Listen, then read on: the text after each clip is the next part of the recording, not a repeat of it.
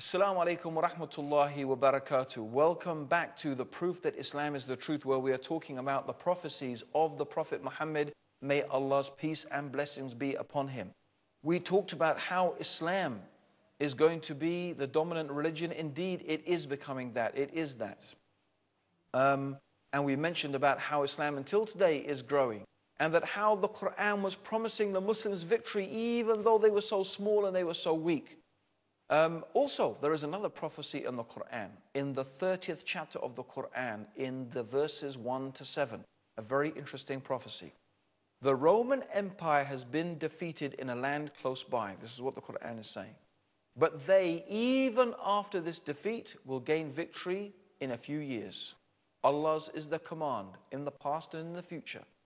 On that day shall the believers rejoice with the help of Allah. He helps whom He wills. Allah is the mighty and the most merciful. It is the promise of Allah.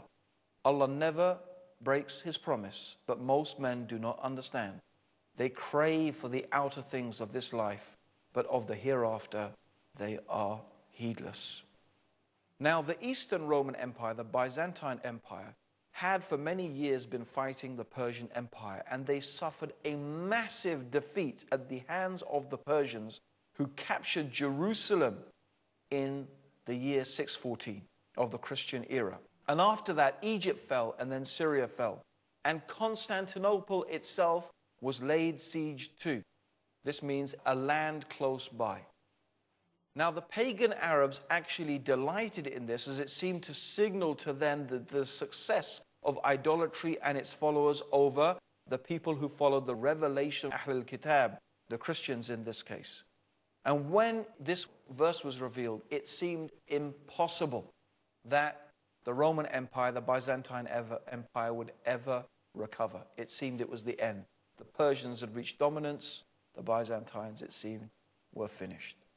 Now, the word in the Quran, translated a few, is bidah, which actually means anything from 3 to 9 years. That term means anything from 3 to 9 years. And Ubay, we mentioned him in a previous talk. Ubay, who was a pagan Arab, he actually betted Abu Bakr, who was a close companion and a friend of the Prophet Muhammad sallallahu alaihi wasallam. He betted Abu Bakr that this will never happen. This will never happen, he said. I'll take a bet. Now, this is before gambling was forbidden. Of course, gambling is not allowed, and that was forbidden later. And so they actually took a bet of 100 camels. That's about 150,000 pounds in modern day money. That's quite a lot of money. 100 camels is a lot. And they wagered that this will never happen. Now, it actually did happen. By the year 623, Heraclius, the Byzantine Empire, took to the field and vanquished the Persians in a series of battles, culminating in the Battle of Nivev. And this was in 627. By this time, in fact, Ubay had been killed, so his relatives actually had to pay the debt to Abu Bakr. And at this time, when the Romans won, the Muslims had been victorious over the Quraysh and were rejoicing just as the Quran had prophesied. The prophecy came true exactly. And it is a great reminder that Allah knows and you don't know, and little do men understand. And it is the same Quran that is warning us about the dangers of disbelieving in Allah and His messengers and not following His revelation. It is the same Quran that warns us of the hellfire and invites us to the paradise, and warns us of the distress and the misery that people will suffer on the Day of Judgment for not following the truth. Anyway, we've got some more prophecies for you coming up. So let's mention, these are some prophecies from the hadith, or the sayings of the Prophet Muhammad sallallahu alaihi wasallam. And there is a long narration that is found in the two authoritative books of hadith. This means Bukhari and Muslim. We've mentioned Sahih al-Bukhari before. Sahih Muslim, we also mentioned it previously, in fact. These are considered to be the most two authentic sources of information, textual information, in the religion of Islam after the Quran.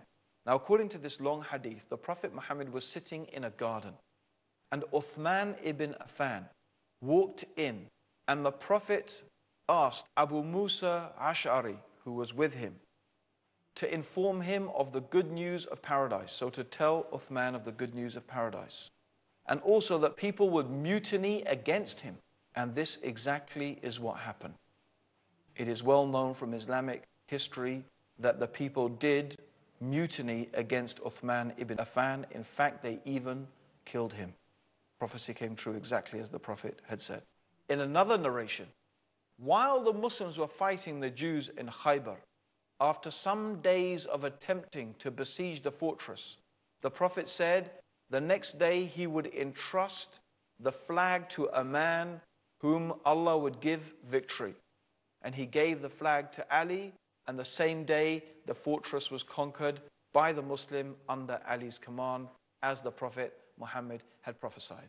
In another hadith, the Prophet ﷺ said, the caliphate will last for 40 years.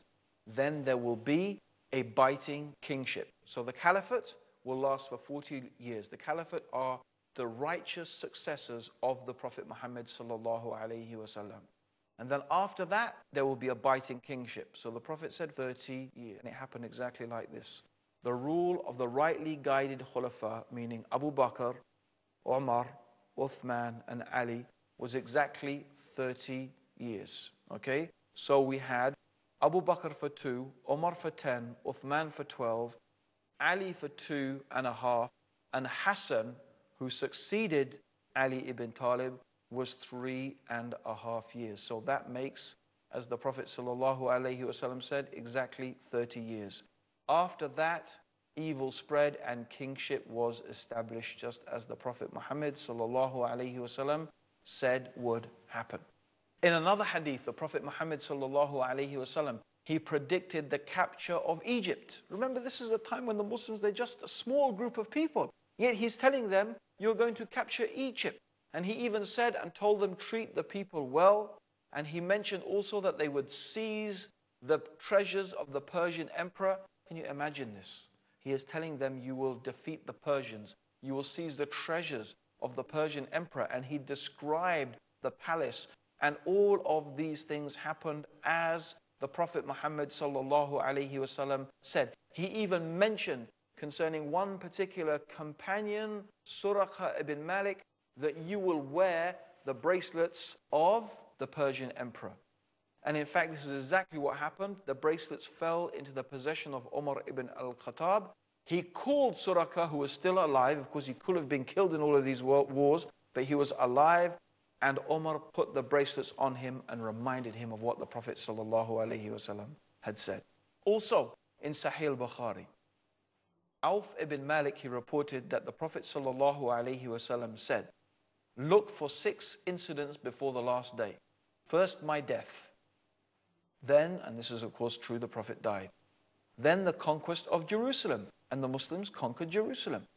Third, an epidemic among them.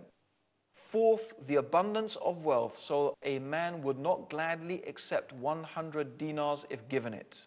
Fifth, a trouble that would involve all Arab families without exception. Sixth, a treaty with the Christians, which the Christians would violate. So the hadith describes exactly what happened. Jerusalem was captured, and after this, in 16 years after the hijrah of the Prophet, an epidemic broke out. It's well known about, and 70,000 people died. Wealth became plentiful after that, especially during the caliphate of Uthman, and after that in the time of Umar ibn Abdul Aziz, as is so famous. When the collectors of zakah, they found no one who was poor enough to receive the zakah. There was no one poor enough to receive zakah money. That's how wealthy the Muslims had become. And that's the prosperity Islam brought to the world at the time. And this is exactly what happened. Also, after the rebellious war against Uthman, things became worse after his murder. And it is true that none of the Arab families were saved from the fitna of that, from the trials and the tribulations. After the murder of Uthman, there was not one family that except who was involved in it, just as the Prophet ﷺ had said. In another narration, the Prophet said that the Muslims would conquer Rome and Constantinople. And the Prophet was asked which was first, and he said the city of Heraclius, which of course means Constantinople. And that is absolutely true. Of course, Rome has never been taken by the Muslims, and then I suppose this is something we'll have to say that every Muslim will believe this is still something that is due to happen sometime in the future. Okay, but Constantinople certainly was conquered by the Muslims. Okay, and what is noteworthy here is that these predictions were made at a time again when the Prophet, no one could imagine that the Muslims were going to do such things. Okay, the Prophet also, in many, I'm just saying very quickly some prophecies here. The Prophet Muhammad sallallahu alaihi wasallam also predicted that the Muslims would divide into many different sects and different groups. And in some hadith, he described the characteristics of these sects and these groups that would arise. He mentioned that some of them would do to Ali what the Christians did to Jesus. In other words, they would claim that Ali is God. How can a Muslim ever claim that a human being is God? This is the greatest type of disbelief you can imagine, to claim that a human being is equal with Allah. The Prophet said some Muslims will do this with Ali, and they did. First of all, a sect arose exaggerating and in their love for Ali ibn Talib. And then this same sect, subsects of them went on to even claim that Ali is Allah, is equal with God. And this group, by the way, still exists until today. Also, he mentioned that some people would deny the qadr, or the divine decree of Allah, and he called them the Majus of this ummah, the Magians of this ummah. And this has happened exactly. They were called the Qadriya, a group of people who denied the divine decree, which is an essential part of Islamic belief.